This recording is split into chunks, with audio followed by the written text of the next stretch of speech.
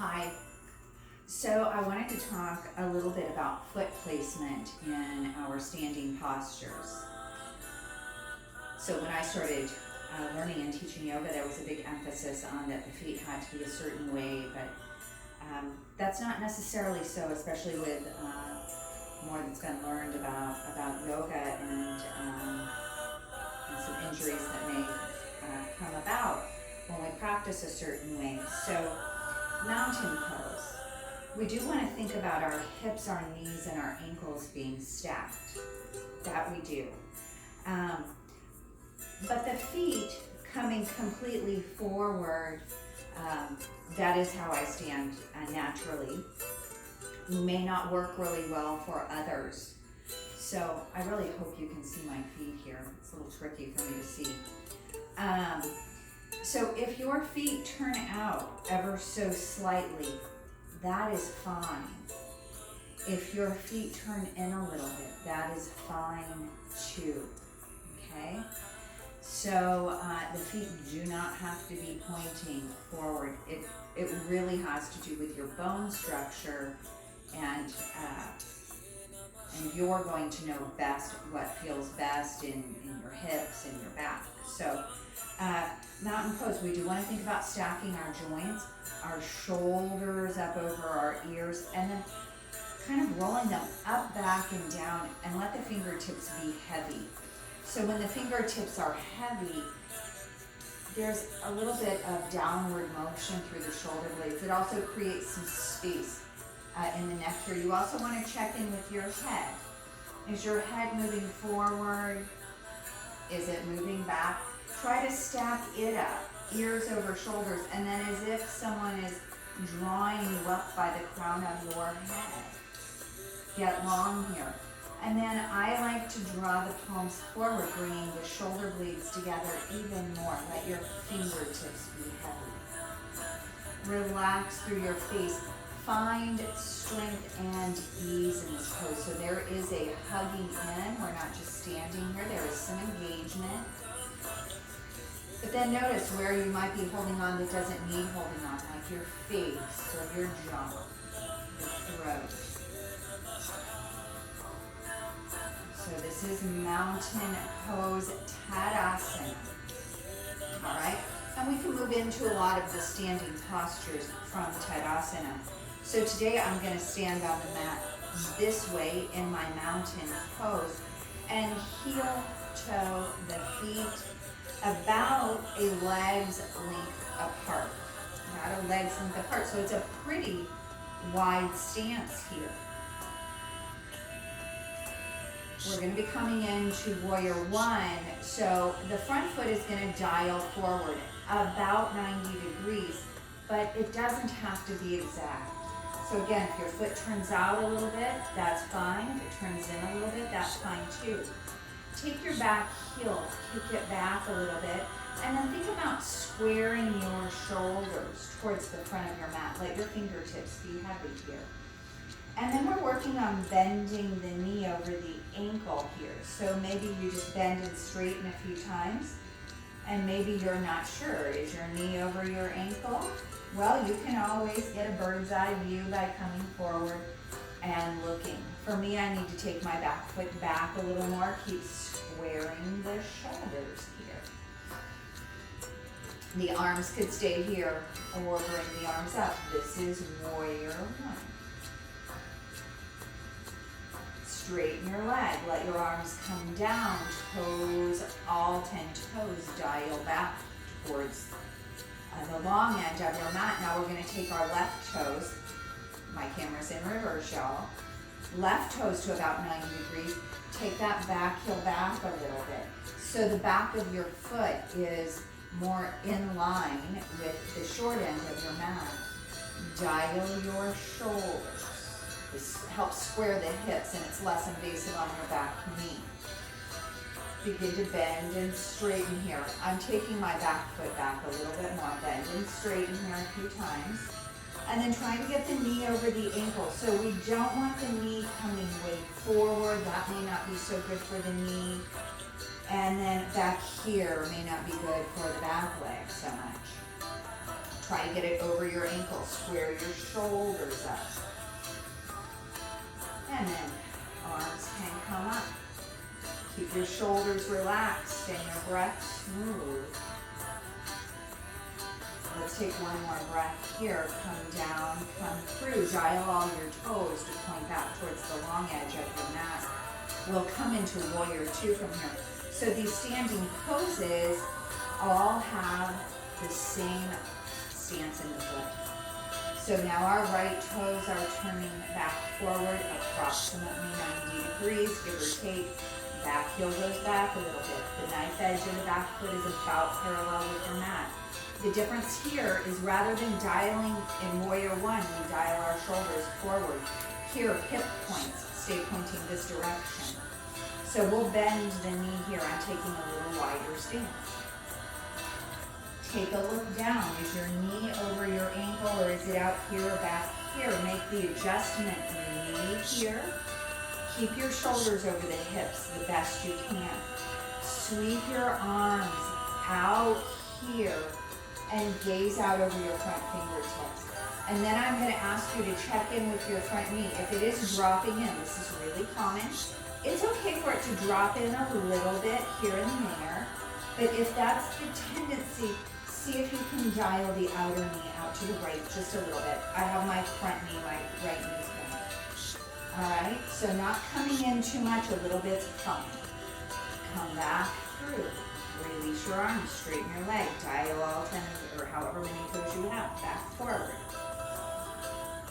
Take a breather, now dialing the left toes around to about 90 degrees. Back heel kicks back a little bit.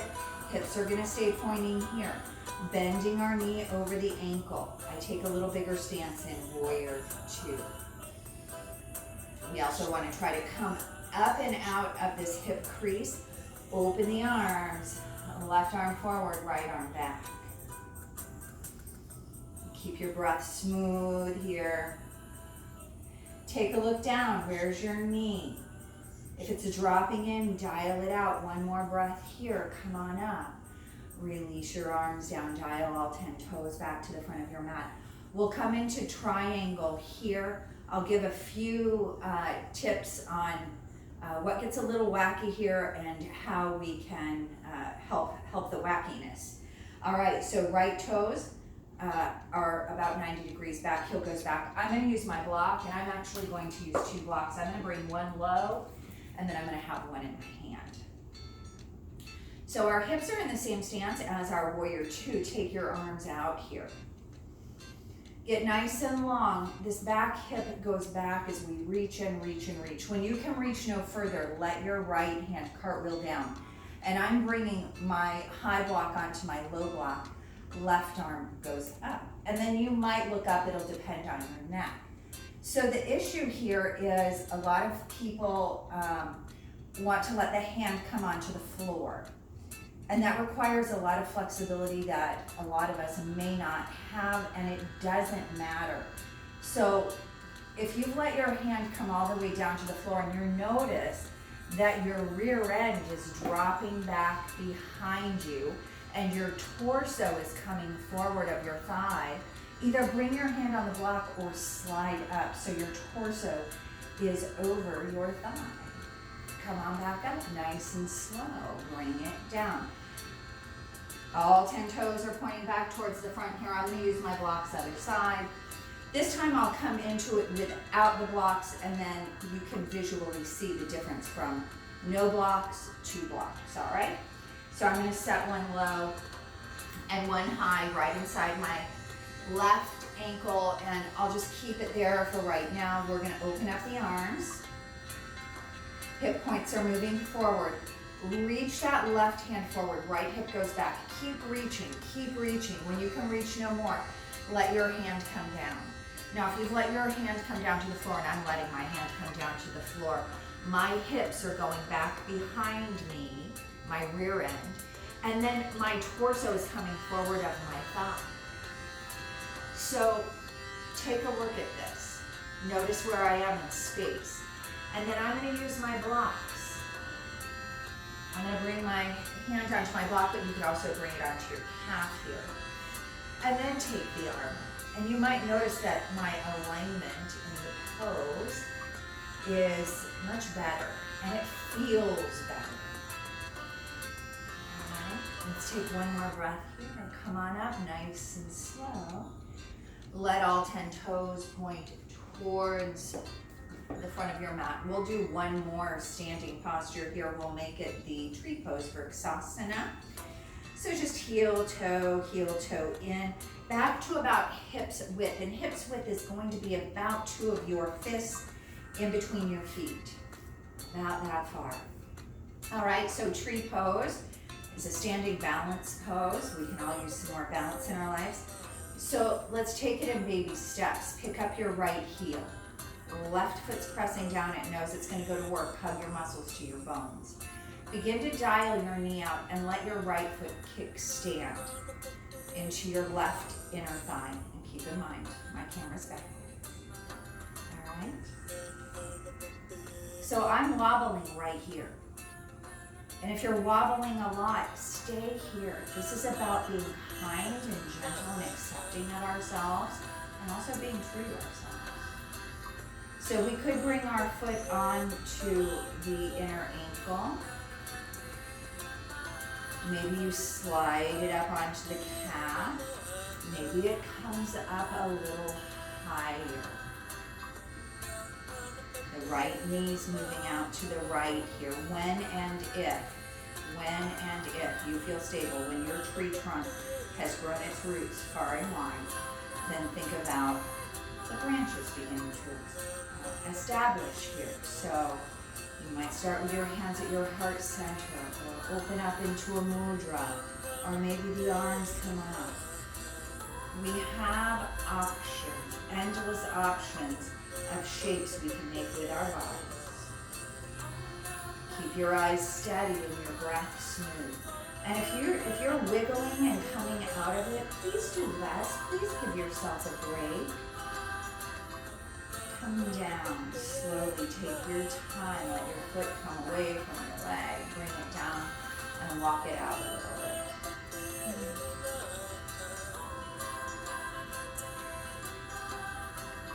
Press down through your right foot. Spread your toe out. Pick up your left heel. Stand tall.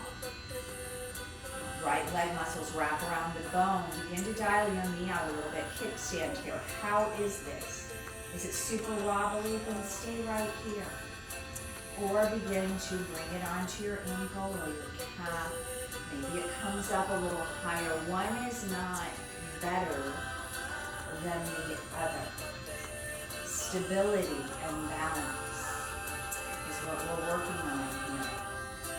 Sometimes it's hard to get out of the head when you're wobbling and darn it, I can't do this. You are doing it. Wherever you're at. Keep your eyes steady, and then again, hands become the heart. Maybe they come overhead. You can make any shape here that you like.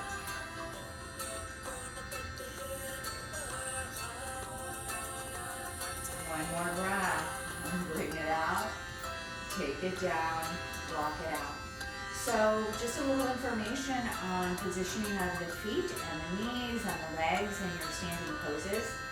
I really hope this was helpful, and until next time, see ya, peace.